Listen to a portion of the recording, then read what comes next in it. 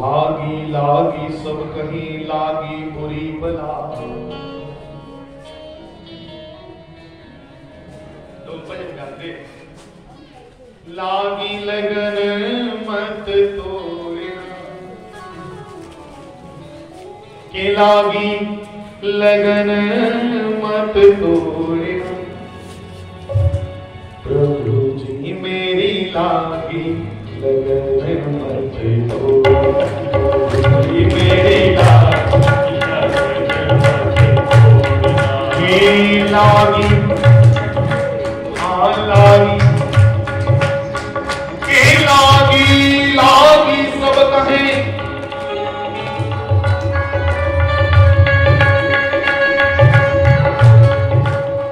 के लागी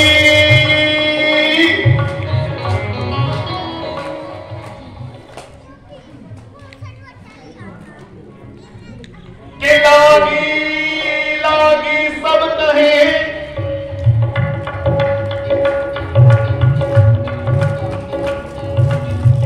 लागी लागी सब कहे। आप सब लोग कृपया बैठ जाएं। आगे आगे आगे तो सत्संग वहां का वहां हो जाएगा। फिर मैं कीर्तन करता रहूंगा, कोई चर्चा नहीं निकलेगी।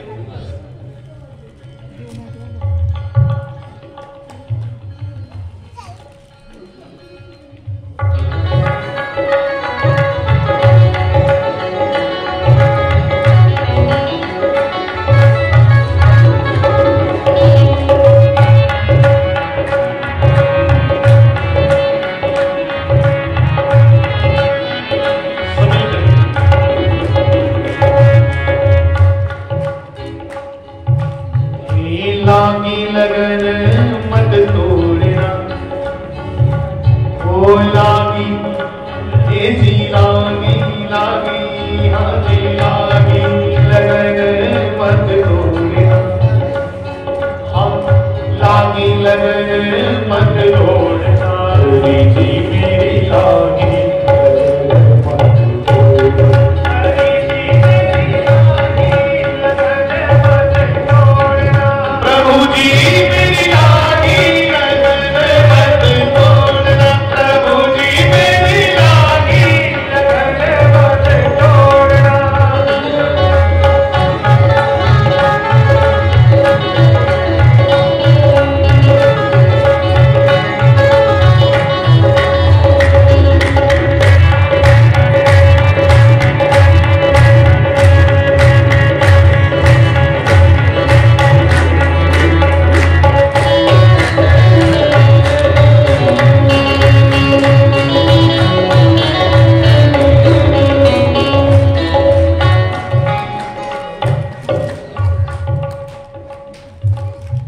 लागी लागी सब कहे सब कहते हैं कि मेरी उससे लगी है, मेरी उससे लगी है। क्या लगी है? प्रीत की जोड़ी मेरी उससे लगी है। नहीं भैया कि लागी लागी सब कहे लागी बुरी बला।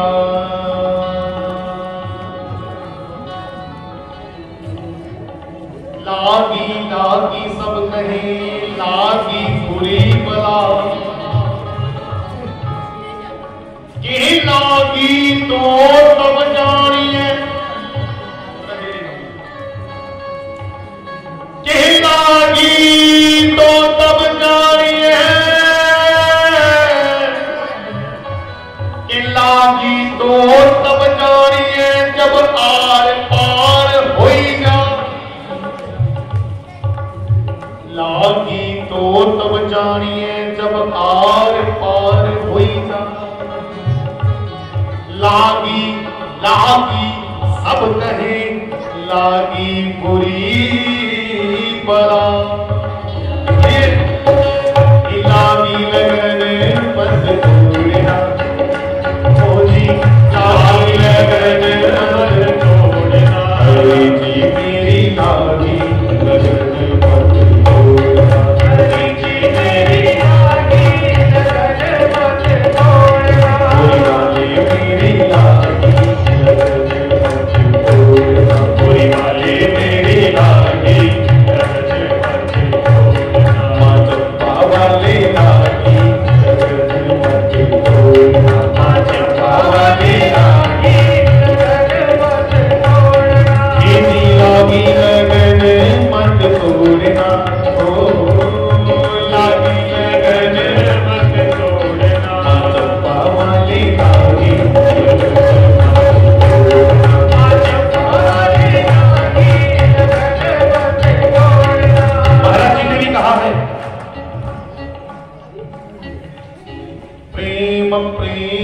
सब कोई कहते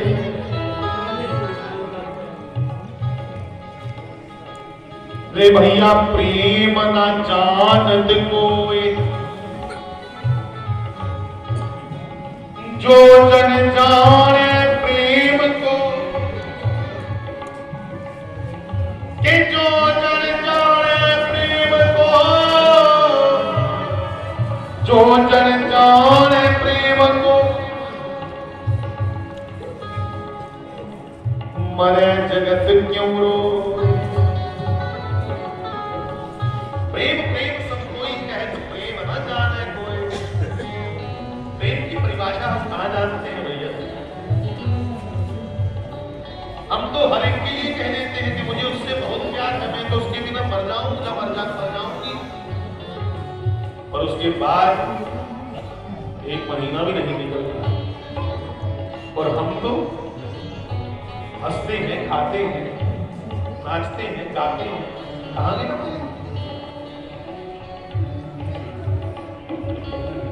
इसलिए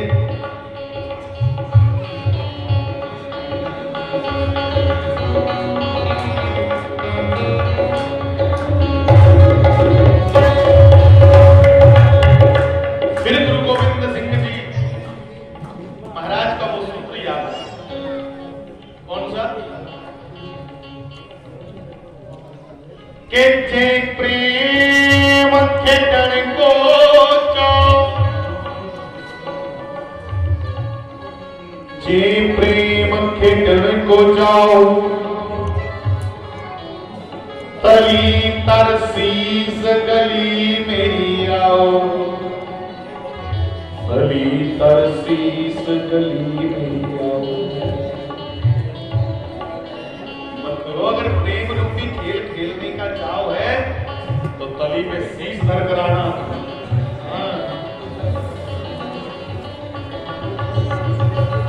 नमः पार्वती पते हरे हरे महादेव। चर्चा बहुत है करने को अंदर, हम बारे पूछ रहे हैं कि ये भी कहूं वो भी कहूं, और बंधु हमारे पास दिन से कल का बचा है। इसलिए आइए राम भगवान के कहने पे कैलाश पर बैठे भूत भावन अवतारी जटाधारी नीलकंठ त्रिनेत्र भगवान शंकर ने कहा, सरकार आप कहीं और में प्यार नहीं, आपकी आज्ञा सिरोधार्य है। भगवान राम के कहने पर ब्याहने के लिए निकले। बड़ी अद्भुत बारात थी शिव की। कल हम सब बराती थे। कौन कौन था कल विवाह में बराती शिव की? अच्छा, बहुत से लोग गए हैं। तो कल शिव विवाह था भैया, आप सबको बधाई हो। हिमाचल के यहाँ शिव का विवाह हुआ। मंगल 4 ब्राह्मणी हुई। ब्राह्मणी मैंने फेरे 4 ही क्यों? 3 क्यों नहीं? 5 क्यों नहीं? 4 फेरे इसलिए लिए गए कि धर्म अर्थ काम और मोक्ष की प्राप्ति के लिए हमने विवाह किया।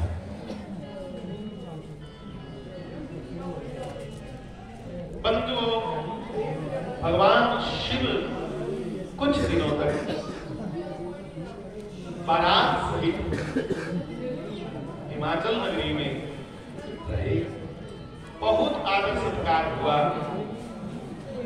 सबने आज्ञा मांगी कि अब तो हिमाचल राज जाने दो। जब जब जाने की बात करी तो रो पड़े हिमाचल, क्योंकि जानते हैं कि ये पार्वती साक्षात जगदम्बा है, लक्ष्मी है। और मैं कहूं भैया, हर पिता के लिए उसकी पुत्री लक्ष्मी है। हर पिता।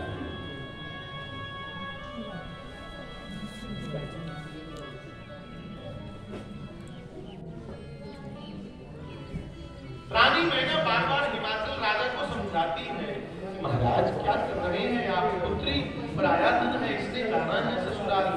बुढ़ी सूर्य तो ठीक है, पर कुछ दिन और रुक जाए। कुछ दिन और। ब्रह्मदेव ने आकर के कहा, हमें आज्ञा दीजिए, भगवान भूत भावक कैलाश पर रो देंगे। देवादि देव महादेव इन्हें भी आज्ञा दीजिए, आपके जवानी है। सबने समझाया तो महाराज हिमाचल ने अपनी पुत्री पार्वती को शिव के साथ विदा किया। बंधुओं, कहते हैं कि हिमाचल राज शैल राज का अर्थ है पर्वत। हिमाचल जो पर्वत के रूप में था, आज पुत्री को विदा करते हुए पुत्री के वियोग में पिघल गया।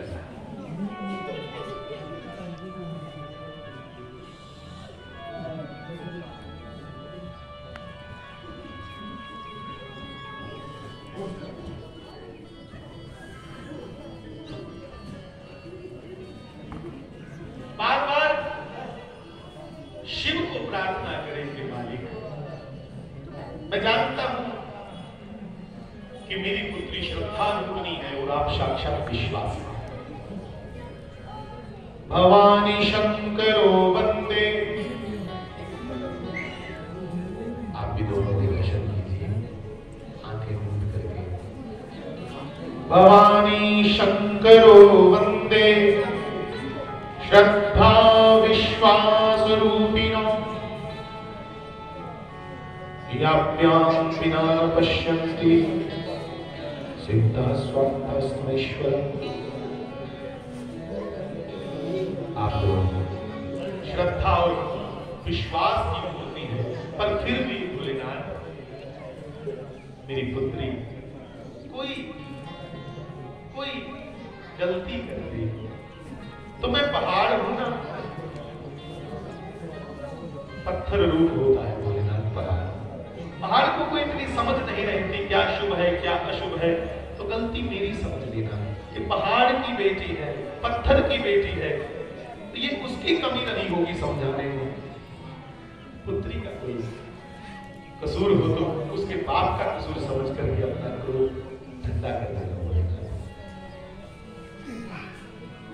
तपस्या बहुत की है और मैंने कभी इसको कठोरता से पुकारा नहीं, कभी मैं कोई नहीं आखिर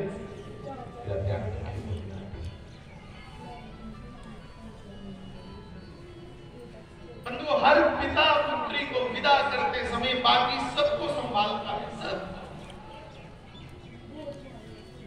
सबको कहेगा नहीं बच्चों रोना नहीं, बिल्कुल रोने क्यों रोना, पर खुद लड़की के सामने नहीं बोलता।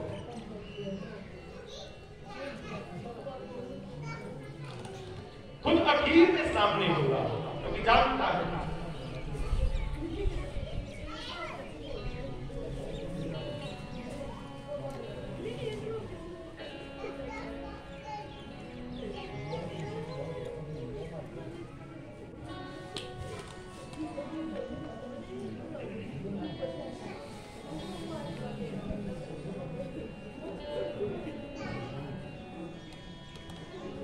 पिता जानता है कि मैं इसका सामना नहीं कर पाऊंगा।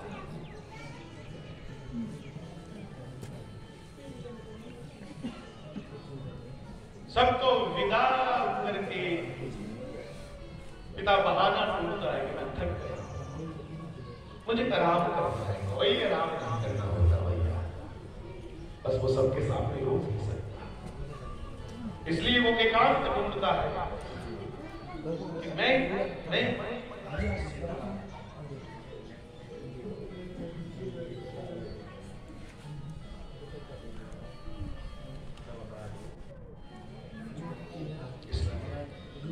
पिता सोचता है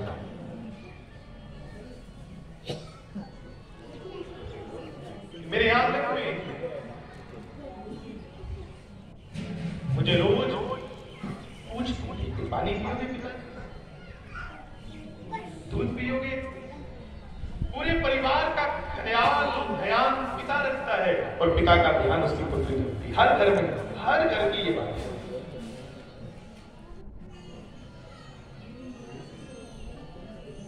पूरे घर आगे प्यो चलाता है, तो प्यो भी कौन चलाता है, वो दीदी दवाई खाती, दूध पिया, टाइम से सो जाओ। तब पिता को होता है कि अब मुझे कौन कहेगा कि दूध पिया, दवाई खाई। इसलिए पिता सबको कहता कि पहले तुम मिल ले, लड़की विदा हो गई, पहले तुम मिल ले, जानता है मैं नहीं मिल पाऊंगा। बंधु, वो आदमी सूखी नदी की बार बार उसकी आंख में आंसू आता नहीं। इसका मतलब ये नहीं कि उसके अंदर पानी नहीं है। प्रमंडल गए हो तुम सब लोग, ऊपर नदी नहीं दिखती पर थोड़ा खोद कर देखो खड्डा प्रमंडल जाकर के पानी निकाल सकते। आदमी का ये स्वभाव है प्रमंडल जैसा।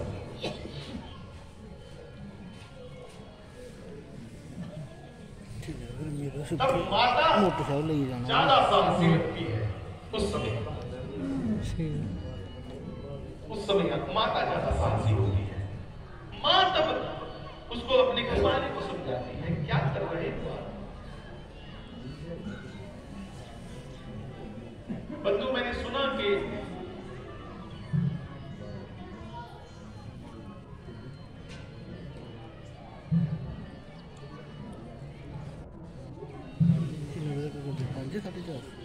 साढ़े चार पौने में बजेगा। पार्वती के विदा होने पर हिमाचल इतना रोए कि दूर तक पार्वती की डोली को देखते रहे। और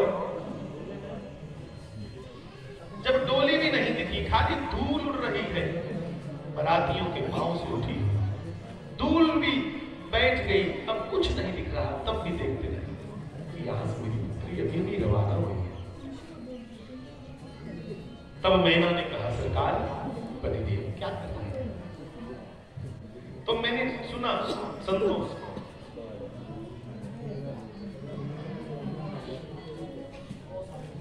कि एक स्तंभ को पकड़ करके महल के हिमाचल वहां बैठे और रानी मैना से कहने लगे रानी भवानी मेरे आंगन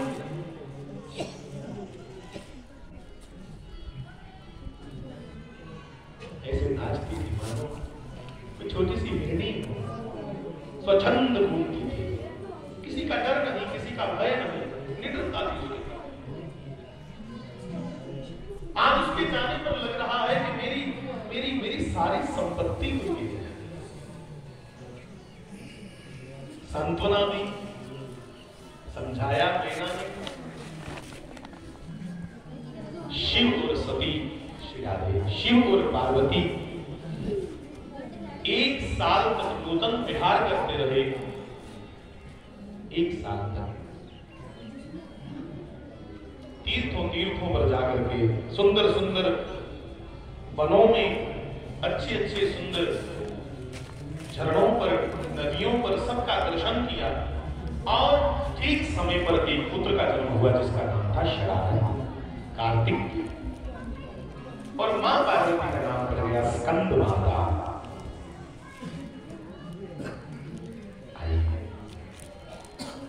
कार्तिक के सब लोग एक प्रणाम कर रहे हैं। मां और पुत्र को इकट्ठा प्रणाम करें, जय जयकार करें। बोलिए स्कंद माता की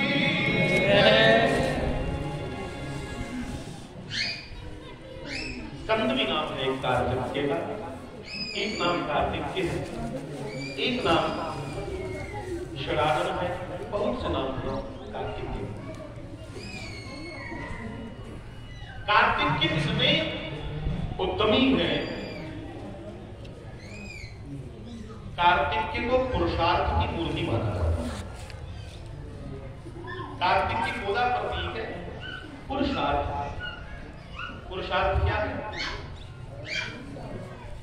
पुरुषार्थ कहा जाता है हिम्मत।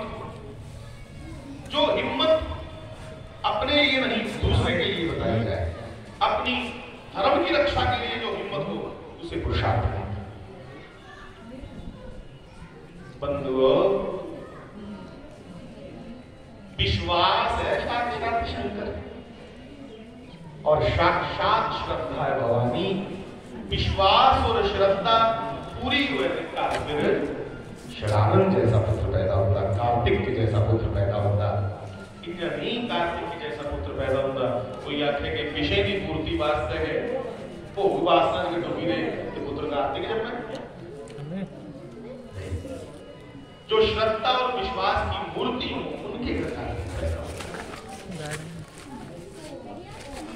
कार्तिक में इतना साहस है कि भगवान शिव को ही अपना गुरु बना करके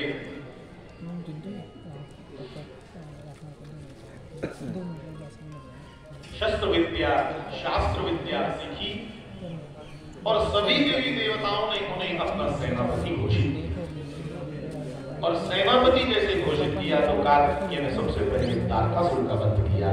जैसे ही तारकासुर का वध किया देवते खुश हुए, बिल्कुल देवते खुश हुए, खुश हो गए कि भगवान आज हमारी चैन से रात मिलेगी, आज हम चैन से बैठ पाएंगे, आज हम तेरा ध्यान कर पाएंगे। आज तक तो यही डर लगा रहता था कि हमें कब तारकासुर आके मार दे।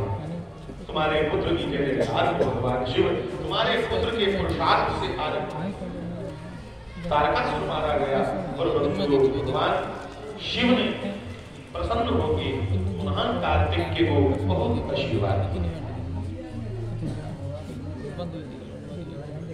यहाँ शिव का प्रकरण विश्राम लेता है।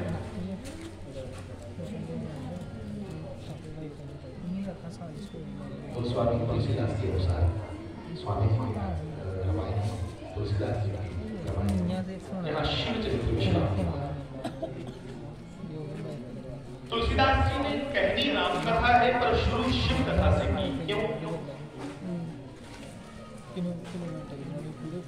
इसलिए कि जब तक तुम शिव को नहीं सुनोगे राम समझ में नहीं आएगा। शिव तुम्हारे अंदर पात्रता तैयार करेगा, राम रूपी सत्य को बुझाने। शिव चरित्र का अर्थ है कल्याण।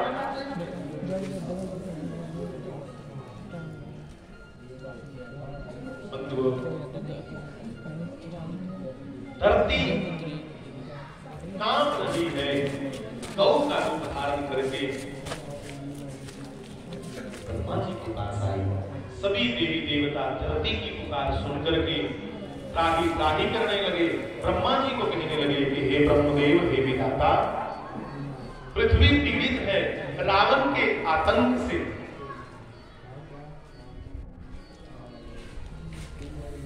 अच्छा, क्या किया जाए? सिवाय नारायण को ब्रह्मा कोई नहीं बचा सकता। हे ब्रह्मदेव, नारायण के बगैर कोई नहीं बचा सकता पृथ्वी। रावण चलता है तो धरती बोली कि मेरा सीना दहल जाता है। धरती ने कहा कि हे ब्रह्मदेव, मेरे ऊपर 18 भार वनस्पति है, मुझे कभी उनका वजन नहीं लगा, मुझे कभी उनका भार नहीं लगा। लोग मेरे ऊपर हल जोतते हैं, बड़ी बड़ी नहरें निकालते हैं, खड्डे खोलते हैं, कुएं खोलते हैं, मुझे उसका कभी भी कोई कष्ट नहीं हुआ। पर मेरे ऊपर जब कोई पापी पांव रखता है तो मुझे बहुत कष्ट होता है।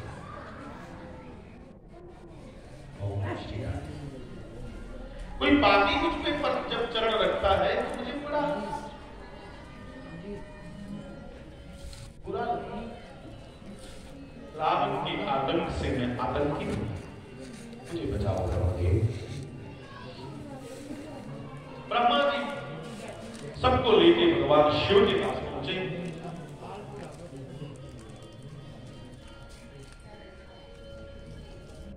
बंधुओं, शिव ने सारी बात सुन करके कहा कि ये निवारण तो भगवान श्री राम ही करेंगे, क्योंकि रावण मेरा शिष्य है और शिष्य पर मैं प्रहार नहीं कर सकता। सोचो सभी मेरे प्यारे नौजवानों, कुछ ऐसा मत करना कि गुरु की नजर झुक जाए और गुरु सोचे कि मैं इसको कह भी नहीं सकता, कैसे कि तू गलत निकला। इसलिए कुछ ऐसा मत करना नौजवानों। गुरु तुम्हें कभी कहेगा नहीं, क्योंकि उसे लगता है कि मैं किस मुंह से करूं। मैंने बहुत विश्वास, बिल्कुल बहुत विश्वास किया था, मेरा विश्वास खंडित हो रहा है। मैं केकरी